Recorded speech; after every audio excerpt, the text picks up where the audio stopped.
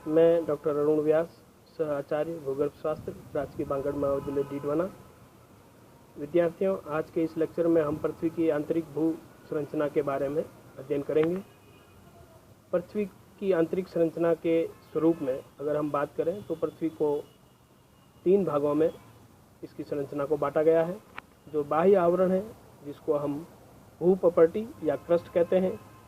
इसके बाद जो दूसरा स्तर है उसको हम प्रवार या मेंटल कहते हैं, तथा सबसे भीतरी भाग जो है पृथ्वी का तीसरा भाग, उसको हम क्रोड या कोर कहते हैं।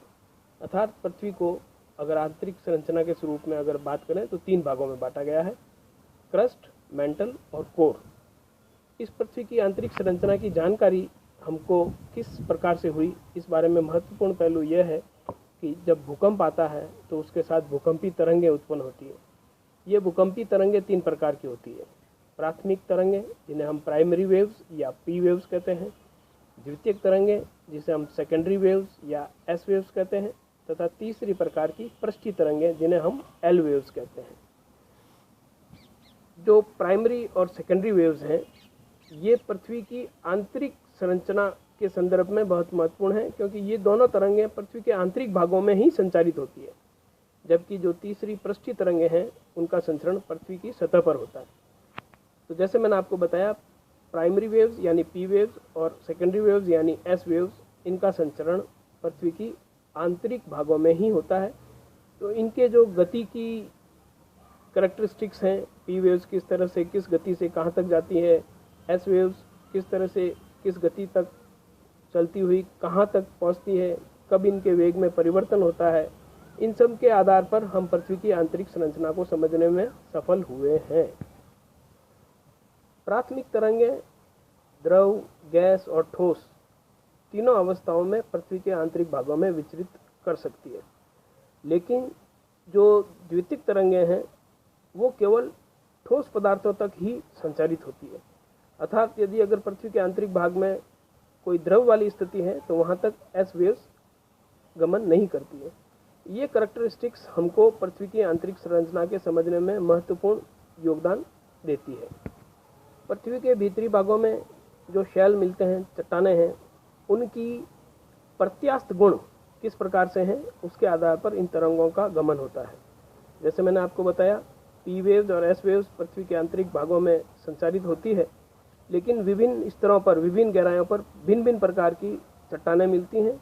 उनके क्या प्रत्यास्थ गुण हैं, उनके क्या केमिकल कंपोजिशन है, किस अवस्था में वो है, उनके आधार पर ये पी वेव्स और एस वेव्स का गमन होता है। और उसके आधार पर हमने ये बताने में हम समर्थ हुए कि पृथ्वी को 3 भागों में यानी क्रस्ट, मेंटल और कोर में विभेदित किया जा सकता है। पी और एस वेव्स के गमन में जब इनका वेग परिवर्तन अचानक होता है, यानी जब इनके वेग परिवर्तन में आकस्मिक परिवर्तन होता है, तो जिस डेप्थ पर इनका आकस्मिक परिवर्तन होता है वो बहुत महत्वपूर्ण हो जाता है। पृथ्वी का जो बाह्य भाग है, जिसे हम भूपपटी या क्रस्ट कहते हैं, वो 2 स्तरों में अलग से विभेदित किया जा सकता है। जो ऊपरी स्तर है उसमें अधिकतर जो चट्टानें पाई जाती है वो ग्रेनाइट क्लान की है, यानी ग्रेनाइट की फैमिली की है। इसमें सिलिका अधिक होती है, अधिसिलिक होती है, तो ये ग्रेनाइट का स्तर है। उसके नीचे यानी क्रस्ट का जो दूसरा भाग है वो बेसाल्ट की चट्टानों से बना हुआ है। ये अल्पसिलिक है, इसमें सिलिका की मात्रा कम होती है। ग्रेनाइटिक रॉक्स में मुख्यतः सिलिका और एल्युमिनियम ज़्यादा मात्रा में पाया जाता है, इसलिए सिलिका का जो फॉर्मूला है उसमें अपन जैसे SI और एल्युमिनियम का Al, तो SI सिलिका का और एल्युमिनियम का Al, इन दोनों को मिला के शब्द बनाता है सियाल, SiAl। यानी क्रस्ट का जो ऊपरी भाग है उसे हम सियाल कहते हैं, जो कि दूसरे शब्दों में ग्रेनाइट की चट्टानों से निर्मित है। जैसा मैंने बताया कि क्रस्ट का जो दूसरा भाग है ग्रेनाइट के नीचे वाली बेसाल्ट की अधिकता वाली चट्टानों का, तो चूंकि बेसाल्ट के अंदर सिलिका के साथ मैग्नीशियम मिलता है, इसलिए उसको सीमा कहते हैं। अल्पसिलिक चट्टान है बेसाल्ट, लेकिन इसमें भी चूंकि सिलिका और मैग्नीशियम दोनों मिलकर बना हुआ है, तो सिलिका का Si और मैग्नीशियम का Ma, इन दोनों से मिलकर शब्द बना सीमा। तो अर्थात हम दूसरे शब्दों में कह सकते हैं कि क्रस्ट जो है वो दो परतों का है। ऊपरी परत ग्रेनाइट की जिसे हम सियाल कहते हैं, और निचली परत जिसको हम बेसाल्टी परत के रूप में कहते हैं वो सीमा से निर्मित है। तो ये क्रस्ट का बड़ा जानकारी मैंने आपको दी। लेकिन ये क्रस्ट कहाँ तक है इसके बारे में ये धारणाएं हैं कि क्रस्ट की जो एवरेज डेप्थ है पृथ्वी की सतह से, भू सतह से, जहाँ पर पृथ्वी की सरफेस है ऊपर जिस पे सारा सब कुछ हम लोग रहते हैं, तो भू सतह से नीचे पृथ्वी की 33 किलोमीटर तक ये क्रस्ट चलता है। ये उसकी औसत डेप्थ है।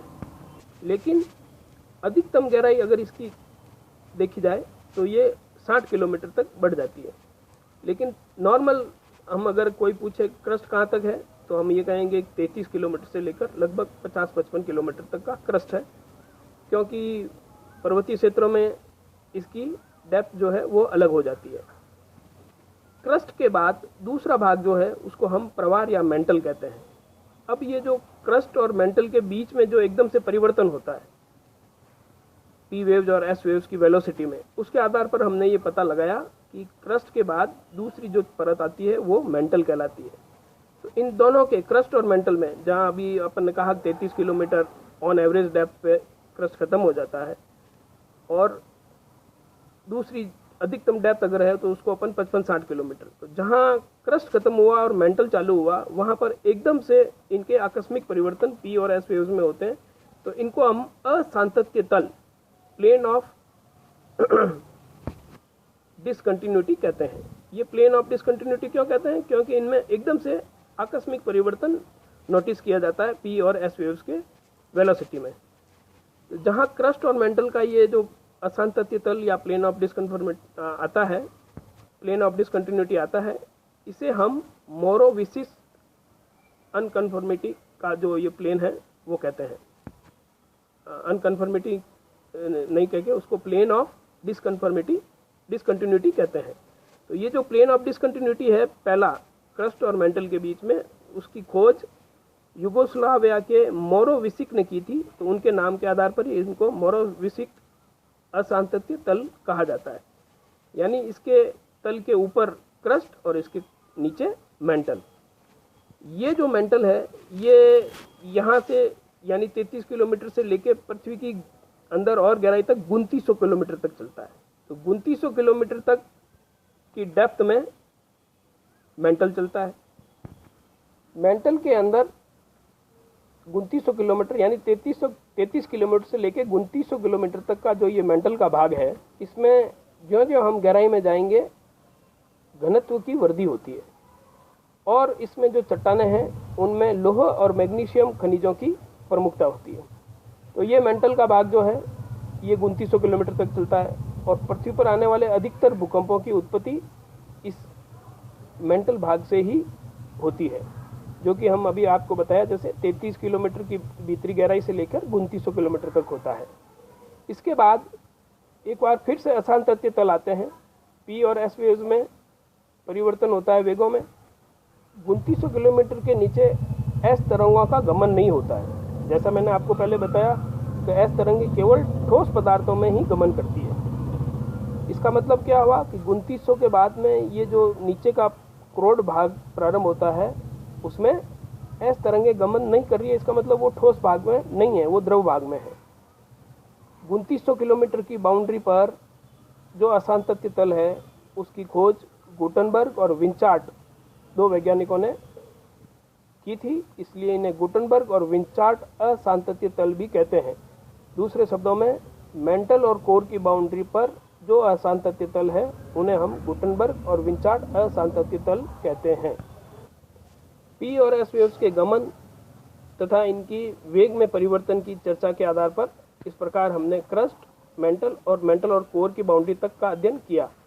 2900 किलोमीटर पे जैसे मैंने अभी आपको बताया गुटनबर्ग और विंचार्ट असांतत्य तल के नीचे प्रवार के बाद में भीतरी भाग तीसरी परत जो है क्रोड जिसे हम कोर कहते हैं वो प्रारंभ हो जाता है। ये 2900 किलोमीटर से लेके पृथ्वी की नीचे गहराई 6371 किलोमीटर तक चलता है।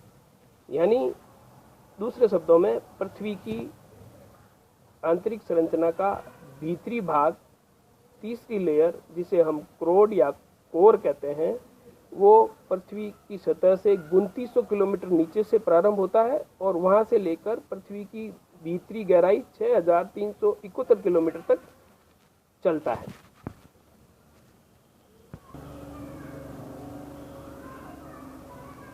नीफे मुख्य घटक नीफे के कारण हम ये कह सकते हैं कि निकल और लौह ये भीतरी भाग में चट्टानों में प्रमुख मात्रा में पाया जाता है। एस तरंगों के कोर में गमन नहीं करने से मेंटल के बाद 2900 किलोमीटर से लेके 4580 किलोमीटर तक क्रोड के बाह्य भाग को द्रव रूपी होने का प्रमाण माना गया है, क्योंकि इसमें एस वेव्स गमन नहीं करती। एस वेव्स केवल ठोस भागों में ही गमन करती है, यहाँ नहीं गमन करती है, इसका मतलब ये द्रव रूप में है। परंतु क्रोड के करीब 1790 किलोमीटर आंतरिक भाग के ठोस होने के संकेत मिलते हैं, क्योंकि इसके बाद ये जो भीतरी जो 4580 के बाद की गहराई में, उसके आगे वाली डेप्थ में वापस पी तरंगों के वेग में वृद्धि होती है। तो पी तरंगों के वेग में यह वृद्धि संकेत करती है कि पृथ्वी का जो क्रोड का भीतरी भाग है, आंतरिक भाग, वो वापस ठोस हो सकता है। तो इस तरह से पी और एस वेव्स की तरंगों की वेग के गमन और इनकी वेग की गति के आधार पर हम पृथ्वी की आंतरिक संरचना को समझने का प्रयास कर सकते हैं और किया गया है, और उस आधार पर पृथ्वी को क्रस्ट, मेंटल और कोर में बांटा गया है।